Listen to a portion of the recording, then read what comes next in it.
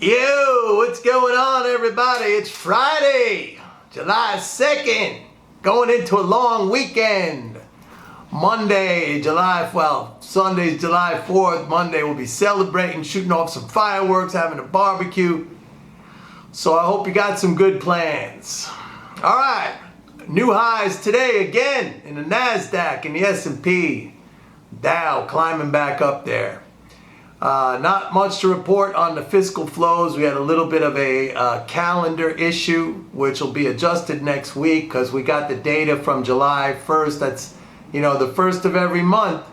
Those are big payments days. That's Medicare, Medicaid, military pay, veterans benefits, disability, all, the first of the month is always huge. So that'll be adjusted. But I've been telling you that the trend is showing a slowdown in these flows. So far, it hasn't really had any sort of a negative effect on the markets, but we'll see. I mean, the flows may pick up again because in this month, we're going to have those child tax credit payments sent out.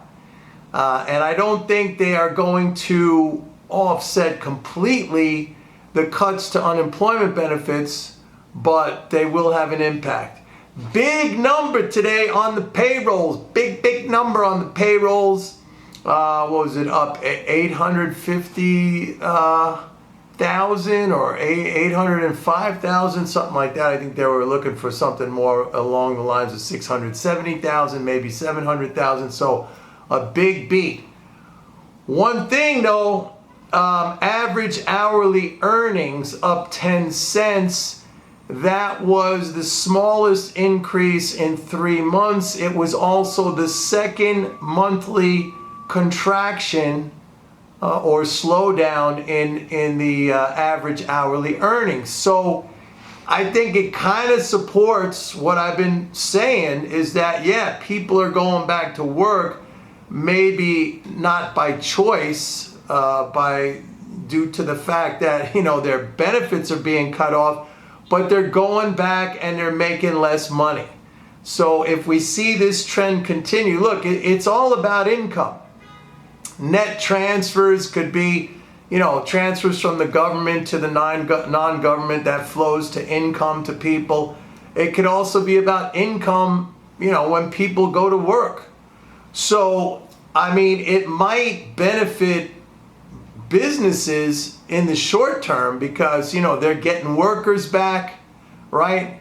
Their sales are still strong, but the thing is, if you're reducing income in the economy, by definition, you are reducing GDP. You're reducing economic activity. All right, so let's just keep an eye on that. But it was a big number. But the dollar went down today.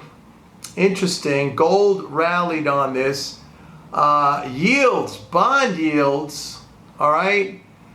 10-year Treasury broke below 143.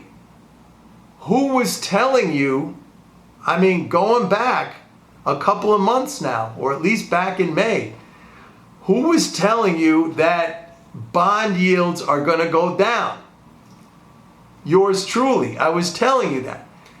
All of this massive reserve addition. Look, and this just confirms what MMT and MMT academics have been saying for a long, long time. And, it completely refutes what the quacks out there, they're printing money. Rates are going to go through the roof. Rates are going to skyrocket. The Chinese are not going to lend to us. MMT explains that a buildup in reserves in the system necessarily causes rates to go down. It's a supply issue. It's a supply-demand issue. When you're loading up the banks and the economy with cash, with money, rates are pressured to go down. And, without intervention by the Fed, how people always say, and I've done a number of videos on this. When they're always saying, you know, the rates are artificially low. They're not. The zero rate is the natural rate. The Fed and the Treasury have to work, have to take action in order to keep the rate positive. I mean, when you think about it, there is no reason for a monopolist currency issuing nation to pay an interest rate on its money. It is not necessary. It does that, and it's a form of a fiscal operation. Okay? So, you know, I'm getting off the subject a little bit. I'm going into, you know, other things, but the point I want to make is that bond yields are coming down.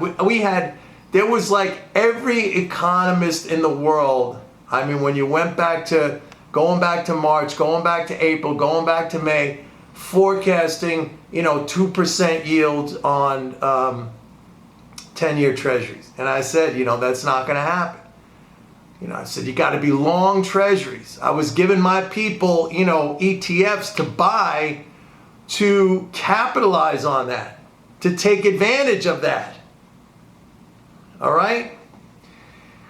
OPEC, what's the latest news on OPEC? I don't even know if they came to an agreement yet. Their meeting kind of fell apart yesterday. Today, it looked, the last I saw on this was they were trying to come up with some kind of deal. UAE, United Arab Emirates, was kind of, you know, a thorn in the agreement.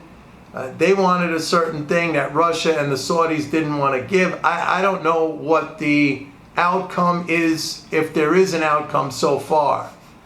But if we don't get an output increase, or if it's very incremental, and that's the last thing I heard was they're looking at 400,000 barrels increase a month going out to September 2022 or something like that. I mean, you know, that might be pretty bullish for the oil market. But again, everything rests on economic activity. And we have to continue to watch these flows. Again, I'll be honest, I don't know if the slowdown in the flows at this point is sufficient to really cause any deceleration in the economy. All right? If they continue to trend down, my conviction gets stronger. Let's put it this way. If they continue to trend down, my conviction gets stronger. But I am also wary, or I understand that by the middle of this month, new fiscal payments are going to be going out. So we're going to have to pay attention to that. And then, of course, there is the debt ceiling at the end of this month. By the way, we can tie the debt ceiling in with the fall in bond yields. And if the I'll make this prediction, if the debt ceiling is not increased at the end of this month, all right, and I don't know if the political climate right now is such where we're going to see an increase. I mean, you know, the Democrats and the Republicans are so far apart on all of these issues. I mean, we don't have an infrastructure deal, so I don't know. I mean, again, they might hold the debt ceiling hostage like these guys do, you know, every couple of years. But if the debt ceiling is not increased, we can see bond yields really, really come down, because there's going to be a shortage of collateral, of treasury collateral in the system. And with the Fed still buying $120 billion a month, and the debt ceiling where Treasury's not issuing anymore, I mean, man. And don't forget, financial institutions, they need this collateral. It's not like, oh, I think we'll decide to buy some Treasuries. No, they have to own this collateral. So, man, you talk about these guys predicting high rates, how wrong they've been. Wait till you see what's going to happen if they don't raise the debt ceiling. And there's money to be made in this. Folks, there's big money to be made in this. I mean, if you could just sit around and wait for these kind of events where it's kind of a force majeure, I mean, you can make a lot of money off of that. Anyway, have a great weekend, everybody. Have a great 4th of July. Maybe I'll try to do, I didn't do any videos last weekend. Maybe I'll try to do it. But yeah, don't forget, go to my website, pitbulleconomics.com. Sign up for a 30-day free trial of MMT Trader. You got to know this stuff. You gotta see everything through the MMT perspective. I hope by now some of you are realizing the benefits of having this understanding. I mean, you got everybody out here doing their thing and they're just understanding it wrong. And these are great setups to take advantage of. They're opportunities. When everyone's got it wrong, I mean, that presents a fantastic opportunity for you. All right, bye.